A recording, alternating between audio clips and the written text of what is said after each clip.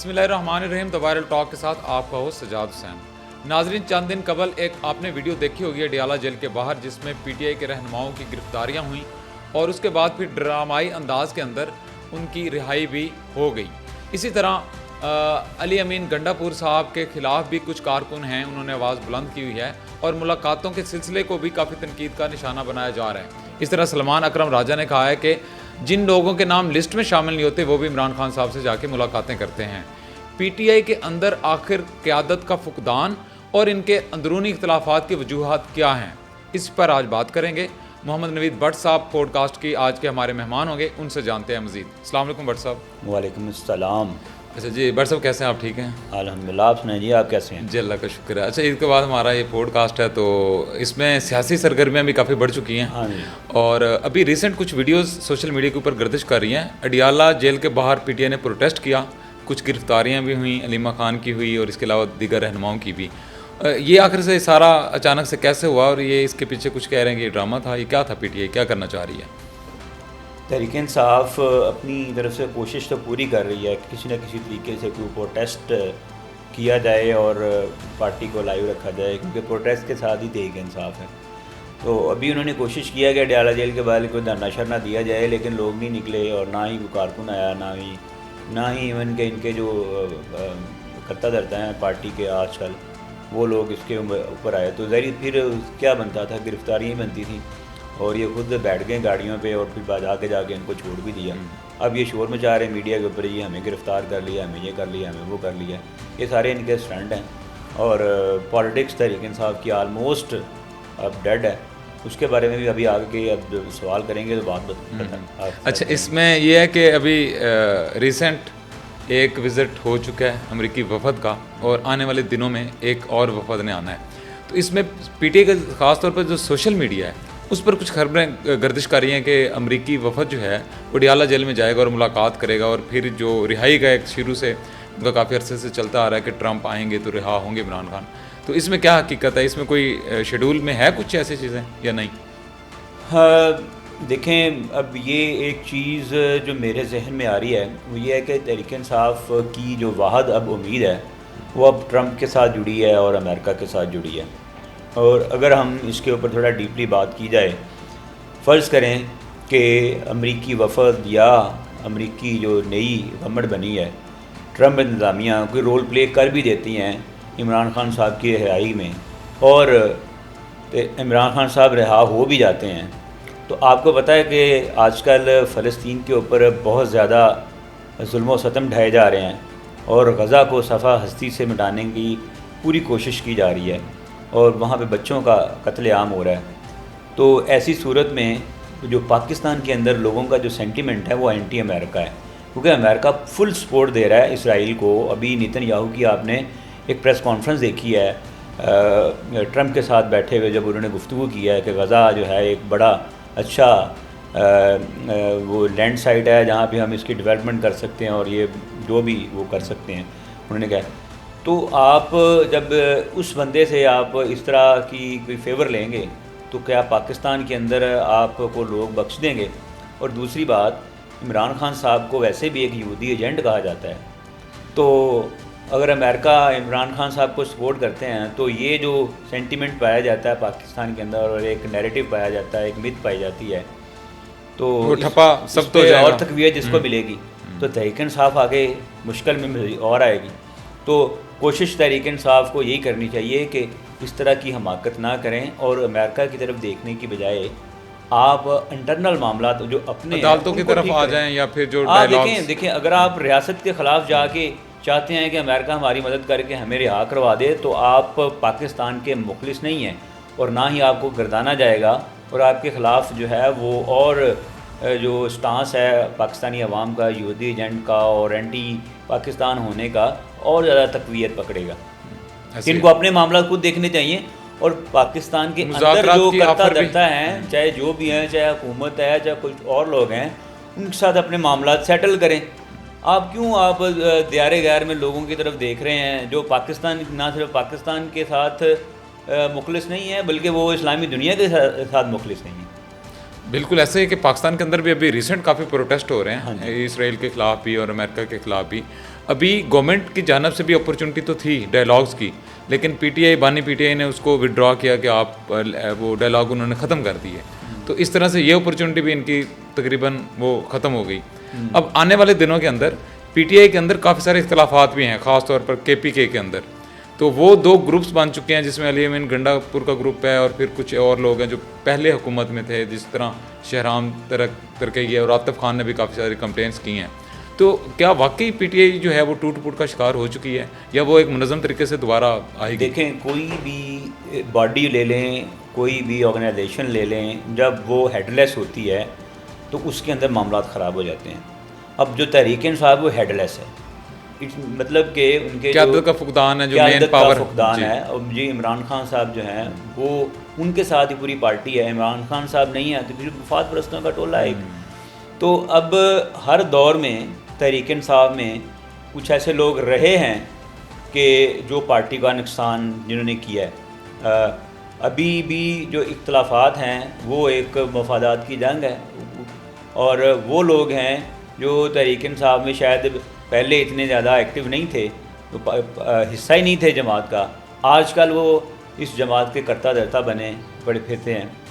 For example ابھی سلمان اکرم راجہ صاحب کی اور جو ان کے چیئرمین ہیں برسٹر گوہر صاحب، یہ تو پارٹی میں کہیں پہلے نظر ہی نہیں آتے تھے. یہ تو اب آئے ہیں. جب خان صاحب اندر ہوئے ہیں تو وہ ان کے کیسز لڑ کے اور پھر وہ سامنے آ گئے ہیں. اب انہی کے درمیان اختلافات بھی ہیں. تو جب ہیڈ لیس کوئی چیز ہوتی ہے تو اس کے اندر پھر اختلافات پیدا ہوتے ہیں، معاملات خراب ہو جاتے ہیں. تو ان کو چاہیے کہ ساری قیادت مل کے، خان صاحب جو ہیں وہ ان کے سارے جو ہیں وہ جس کے اوپر سب کا اکتفا ہے، وہ ان کے جو ہے وہ سپرویژن میں پارٹی کو لے کر چلیں. اب ملاقاتیں بھی ہو رہی ہیں ان سے، وہ سارے لیے انٹرنل پالیٹکس چھوڑ دیں کہ ایک گروپ دوسرے کے خلاف ہے، دوسرا تیسرے کے خلاف ہے. جب آپ ایک دوسرے کے خلاف چیزیں پارٹی کے اندر کرتے ہیں، پھر خان صاحب کو بھی اسی طرح کی چیزیں جاتی ہیں، پھر اختلافات بڑھتے ہی ہیں. اس میں عمران خان صاحب نے جنید اکبر کو کے پی کے کا بنایا تھا صدر پی ٹی آئی کا، اور ان کے ساتھ سلیم جھگڑا، ان کو بھی کچھ گلے شکوے ہیں کہ ان کی ملاقاتیں بھی نہیں اس طرح نہیں کی جا رہی جس طرح وہ باقی لوگ کر رہے ہیں. تو یہ ان کا جو شکوہ ہے یہ کسی حد تک درست بھی ہے؟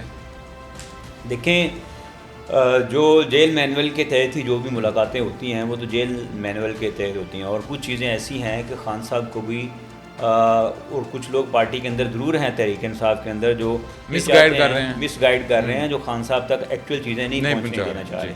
ٹھیک ہے، اور وہ نہیں چاہتے، وہ اس لیے نہیں چاہتے کہ جب تک ایکچوئل چیزیں نہیں پہنچیں گی ان کی پالیٹکس زندہ رہے گی، پارٹی کے اندر وہ رہیں گے. اور جب چیزیں ایکچوئل پہنچنا شروع ہو جائیں گی تحریک انصاف کے بانی تک، تو ظاہری بات ہے پھر معاملات سدھریں گے. تو پھر جب اس کا مطلب ہے جو پارٹی کے اندر معاملات خراب ہو رہے ہیں تو ان کو مس گائیڈ کیا جا رہا ہے، ان تک وہ چیزیں نہیں پہنچا رہی ہیں جو گراؤنڈ ریالٹی ہے. اس میں ایک کریکٹر بڑے ابھرے تھے شیر افضل مروت صاحب. ہم نے ان کی اسپیچز بھی سنی تھیں، اور ایک مشکل ٹائم پہ خیر وہ پی ٹی آئی کے ساتھ تو تھے، درست تھے یا غلط تھے وہ علیحدہ بات ہے، لیکن جب پی ٹی آئی کے اوپر کافی مشکل ٹائم تھا تو انہوں نے اس کا ساتھ دیا. اب وہ گلے شکوے کر رہے ہیں مختلف چینلز کے اوپر عمران خان صاحب سے بھی اور پی ٹی آئی سے بھی. تو کیا لیڈرشپ کی جانب سے اس طرح کر ان کے ساتھ رویہ رکھنا یہ درست ہے؟ دیکھیں، عمران خان صاحب کے حوالے سے ایک چیز مشہور ہے کہ وہ بہت زیادہ احسان فراموش ہیں. وہ دوستوں کے دوست نہیں ہیں. جس بندے نے خان صاحب کے ساتھ وفاداری کی، ان کے ساتھ مشکل وقت میں کھڑا ہوا، وہ بعد میں پچھتایا. شاید خان صاحب یہ نہیں چاہتے کہ کوئی اتنا قابل ہو اور کسی کا قد اتنا بڑا ہو کہ وہ مجھ سے بڑا لگنا شروع ہو جائے. آپ نے اس سے پہلے 2 اگزامپلز دیکھی ہیں، جہانگیر ترین صاحب کی، علیم خان صاحب کی، اور بہت سارے لوگ تھے جنہوں نے پارٹی کو ایکچولی بنایا اور سہارا دیا. آپ نے 96 سے لے کے 2010 تک کی پارٹی دیکھی ہے جس میں شاید خان صاحب ایک سیٹ بھی نہیں جیت سکتے تھے. ٹھیک ہے، تو پھر 2010 کے بعد اچانک جو ہے پھر 13 کے اندر کافی مضبوط ہوئی پارٹی، اور 18 میں تو اس وقت جو بڑا جلسہ تھا 2011 کا 30 اکتوبر کا، سارے کا سارا آرگنائز علیم خان صاحب نے کیا تھا، اور یہ لوگ خود چل کے ان کے پاس گئے تھے. علیم خان صاحب نے اور جہانگیر خان ترین صاحب نے 7-8 سال جو پارٹی کا مشکل وقت تھا، جو سٹرگل جس میں پارٹی نے بوسٹ کیا ہے، وہ تو انہوں نے دیا ہے، سرمایہ انہوں نے دیا ہے، ٹائم انہوں نے دیا ہے. اپنا جو مائنڈ تھا, جو اپنا علم تھا, وہ پارٹی کو دیا, اور پھر جا کے پارٹی اتنی بڑی بنی, اور پھر 18 میں وہ اقتدار میں بھی آئی. جب اقتدار میں آئے تو انہوں نے پھر ان دونوں کو سائڈ لائن کیا. احسان فراموشی ہے یہ. تو اسی طرح آپ نے دیکھا ہے کہ وہ جو پھر بزدار ایک ایسا بندہ ہے کہ جس کے کہیں ذکر ہی نہیں تھا, وہ آ کے پارٹی کے اوپر انہوں نے بٹھا دیا پنجاب میں, اور اس نے پنجاب کا بھی بیڑا غرق کیا. نہ صرف پنجاب کا کیا, پارٹی کو بھی لے ڈوبا وہ. ابھی دیکھیں میری بات, میں ابھی اسی طرف آ رہا ہوں. شیر افضل مروت صاحب کا سین بھی سیم ان کے جیسا ہی ہے. اب جب خان صاحب جو اور پارٹی کے اوپر ایک برا وقت تھا, تو شیر افضل مروت جو کے پی کے چیپٹر تھا ان کا پی ٹی آئی کا, اس میں ابھر کے سامنے آیا, اس نے فرنٹ سے لیڈ کیا, ٹھیک ہے, اور بہت کئی دفعہ گرفتار ہوا, ہاں گرفتار بھی ہوا. اس کے جو ان کی جو املاک تھی اس کے اوپر کاروبار تباہ ہو گیا, اور اس بندے نے وہ گھبرایا نہیں ہے, خان صاحب کے ساتھ کھڑا رہا. تو اب جب وہ دیکھیں اس کو لوگ پسند کرنا شروع ہو گئے, نہ صرف پی ٹی آئی کے لوگ بلکہ پی ٹی آئی کے باہر کی جماعتوں کے لوگ بھی, ورکرز نے بھی کافی, ورکر بھی سارے اس کو سپورٹ کرنا شروع ہو گئے. خان صاحب کو یہ لگا جی کہ یہ بندہ جو ہے یہ تو لے دے, اس کا قد بہت بڑا ہوتا جا رہا ہے, یہ بہت اوپر آ رہا ہے. انہوں نے خان صاحب اس کو پتہ کاٹ دیا. تو آگے کوئی بھی ایسا ہوگا جس نے پارٹی کے لیے قربانیاں دی ہیں, وہ تیار رہے کہ جو علیم خان صاحب, جہانگیر ترین خان صاحب کے ساتھ, اور شیر افضل مروت کے ساتھ, جو اس طرح کے لوگوں کے ساتھ ہوا ہے, آگے فیوچر میں ان کے ساتھ بھی یہی ہونا ہے.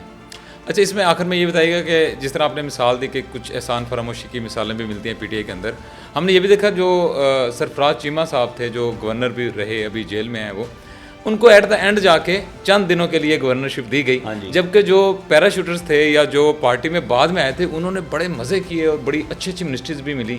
تو یہ ایک لیڈرشپ کی کوالٹی کے اندر یہ فقدان نہیں ہے کہ وہ اپنے جو ریئل کارکن ہے, جو اس کے ساتھ کھڑا ہے, ابھی تک بھی وہ کھڑے ہیں, تو ان کو سائڈ لائن پہ رکھنا, اور جو جس طرح آپ نے این اور غین اور فے کے الفاظ کو لے کے ان کو بڑے بڑے عہدے دے دینا. دیکھیں میری بات سنیں, خان صاحب جو ہیں کے حوالے سے بھی ان کے جو خان صاحب کے وکیل رہے ہیں اور بڑے ان کے اوپر ان کا یقین تھا, اور وہ ساتھ رہے ہیں, نعیم کیا نام, نعیم بخاری صاحب, نعیم بخاری صاحب, جی جی, ٹھیک ہے.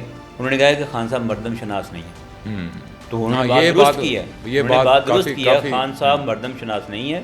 خان صاحب کانوں کے بہت کچے ہیں, جو ان کو بتایا جاتا ہے وہ اس کے اوپر اس کو منوان تسلیم کر لیتے ہیں, اپنا دماغ استعمال نہیں کرتے کہ کون سا بندہ میرے ساتھ مخلص ہے اور کون سا بندہ مخلص نہیں ہے.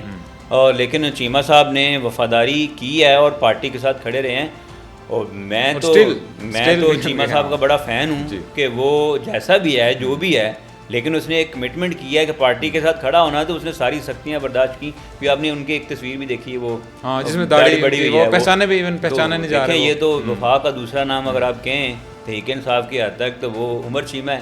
انہوں نے ساتھ دیا ہے ان کا, پارٹی کا ساتھ دیا, خان صاحب کا ساتھ دیا, اور ابھی بھی وہ جیل میں سختیاں برداشت کر رہے ہیں. لیکن بات یہ ہے, حضرت علی کا قول ہے, جس کے اوپر احسان کرو اس کے شر سے بچو.